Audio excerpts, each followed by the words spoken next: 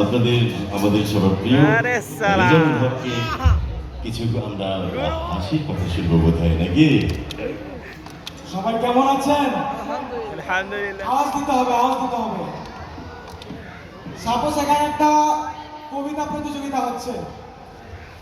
এখানে প্রথমে যে প্রতিযোগিতা আসছে তার কবিতার ঢংটা অনেক ভালো ছিল।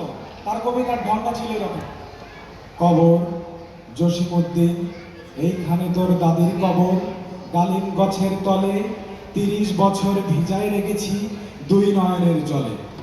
মানে এনার কবিতাটা অনেক ভালো ছিল। তারপর আসছে একজন নেতা। নেতা তো বুঝতেছেন, নেতার মতো ভাব নিয়ে আসছে।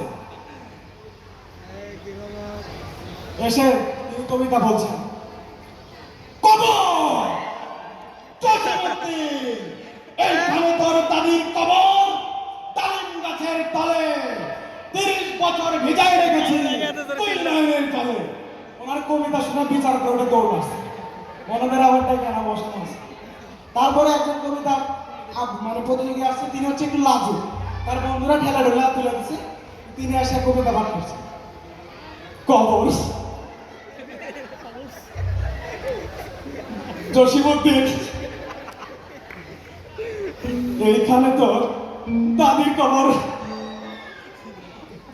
ওই ডালিম গাছের তলে। সময় নষ্ট করতেছে জন্য নামায় দিচ্ছে।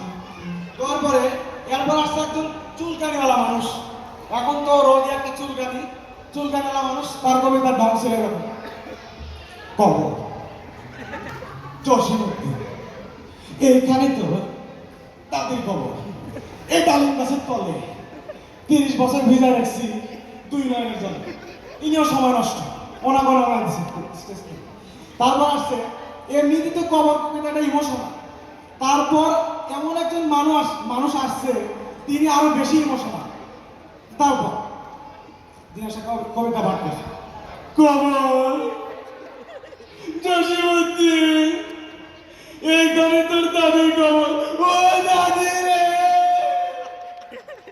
উনি কান্নাকাটি করে মন শেষ, ওনাকে দেওয়ার পরে এরপর আসছেন একজন বুড়া মানুষ। তিনি ভাবছেন যে আমিও তো ছোটবেলায় কবিতা আবৃত্তি করছি, দেখে আমার কিরকম হয়। তিনি এসে কবিতা পাঠ করছে: কবর জসিমউদ্দিন, ওইখানে তো দাদির কবর, হ্যাঁ তো দাদির কবর, ৩০ বছর ৩ বছর ভিজে রাখছি দুই নয়নের জলে। বয়স্ক মানুষ, বুঝতে তো পারতেছেন, আউট।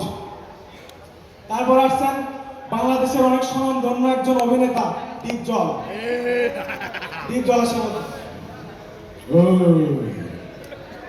কবর জসিমউদ্দিন, এইখানে তোর দাদির কবর, ডালিম গাছের তলে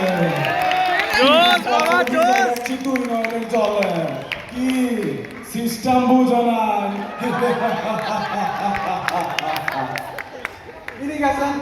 যাওয়ার পর আসছে আরেকজন অভিনেতা মিশা সওদাগর: কবর জসিমউদ্দিন, এইখানে তোর দাদির কবর, ডালিম গাছের তলে ৩০ বছর ভিজে রেখেছি দুই নয়নের জলে। কি আমাদের কথা শুনে কনফিউজড হয়ে যাচ্ছিস? কনফিউজড? আজ তুই হারে হারে টের পাবি এই হাবিব কি জিনিস।